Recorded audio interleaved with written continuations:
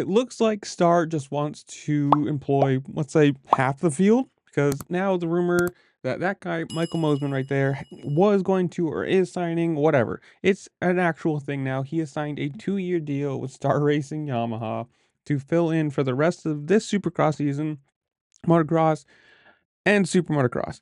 And obviously, this has been rumored for a long time, all the way back from like San Diego round. But apparently, they let him start testing the bike in January, and now it's a full deal. And how many people can Yamaha, or at least Star Racing, and the 250 side of things, especially, how many people can they employ to race?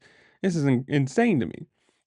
Obviously, last time he raced was for TLD last year, Gas Gas, Tory Lee Designs, Gas Gas, Red Bull, blah, blah, whatever. The full name, I don't care. And if you want to stop and read all of the little quotes that they've put out, Yamaha, team manager, and him, you can. But in the comments below, I want to hear from you guys.